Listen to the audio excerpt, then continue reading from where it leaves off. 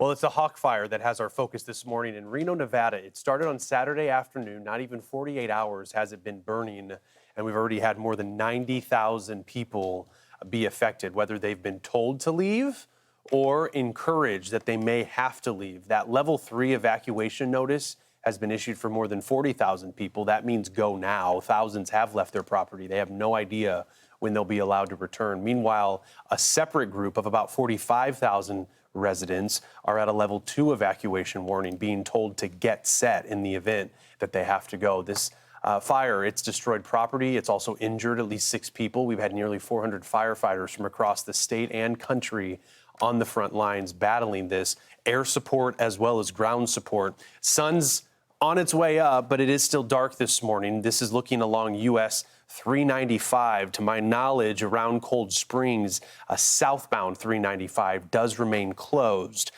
Traffic heading south from the Nevada-California border, they're being turned around at the town of Bordertown between California and Nevada. But the northbound lanes of 395, people are still able to travel. But we're paying attention to how things are behaving here. And keep in mind, I mean, with this fire and with it being at night, there is an element of danger that we're dealing with. As the sun comes up, we'll have a better perspective, but this has been the burn zone that we've seen. Here's 395 as the fire is very close, even briefly crossing parts of 395. There were reports of this fire jumping over the road, even jumping over fire trucks as they were battling this blaze. The winds have been very erratic, and it has led to a really dangerous situation. So technically, when you account for Saturday, Sunday, and Monday, that's why our graphic says 3 days, but it's not even been 48 hours, and it started on Saturday afternoon.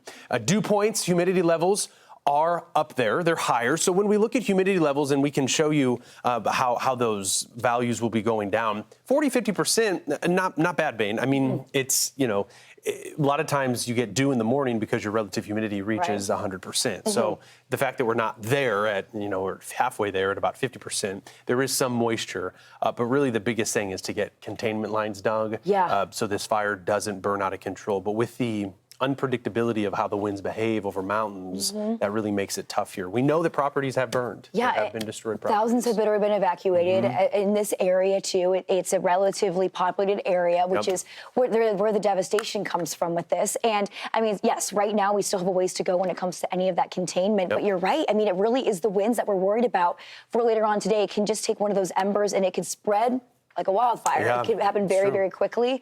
I mean, even looking into our forecast, we could see gusts up to 20, 30 miles per hour. Yeah, and that's just for today. And technically by tomorrow, we're going to see the zone for the risk of fires spreading and starting to include Reno again, not technically in the fire zone that the Storm Prediction Center outlines. They do a similar thing with severe weather. They'll also outline a zone where there's a threat for some fires. We'll show you that coming up at the top of the hour. But I think it's one thing to keep in mind.